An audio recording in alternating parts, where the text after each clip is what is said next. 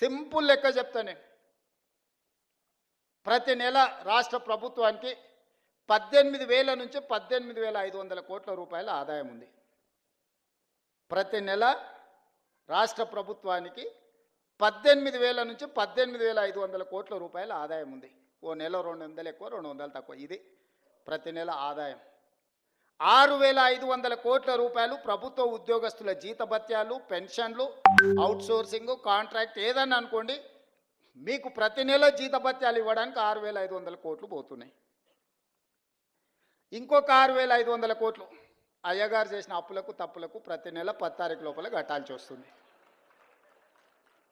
7 లక్షల కోట్ల అప్పులు చేసిండు, కాళేశ్వరం లాంటి తప్పులు చేసిండు. ఈ రెండింటి కలిపి, అప్పులకు తప్పులకు కలిపి, ఇష్టం ఉన్నా లేకపోయినా, నాకు నచ్చినా నచ్చకపోయినా ఆయన నాకు ఇచ్చిన నజరానా ఏందయ్యా అంటే ప్రతి నెల 6,500 కోట్ల రూపాయలు నేను అప్పులోకి కట్టాల్సిందే. నేను ఒక పూట ఉపాసం పండినా బ్యాంకులో, రిజర్వ్ బ్యాంకులో పడంగానే వాళ్ళే గుంజుకుంటారు, నన్ను అడగను కూడా అడగరు. ఇది ఒక డబ్బా నా ఆదాయం.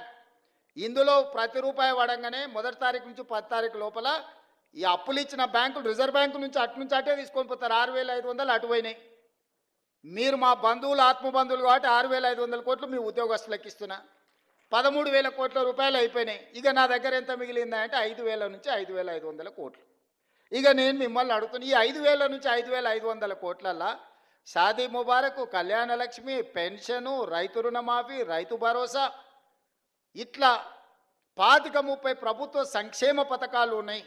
ఇవి కాకుండా అర్ధాంతరంగా ఆగిపోయిన కాళేశ్వరం కట్టాలి, కూలిపోయిన శ్రీశైలం లెఫ్ట్ బ్యాంక్ కెనాల్ని కట్టాలి, పాలమూరు రంగారెడ్డి ఎత్తిపోతలు కట్టాలి, రీజనల్ రింగ్ రోడ్కు నిధులు ఇవ్వాలి.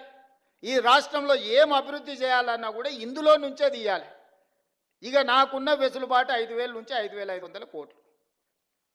నేను ఇచ్చిన గ్యారంటీలు కానీ, అంతకుముందు నుంచి వచ్చిన వారసత్వం కానీ,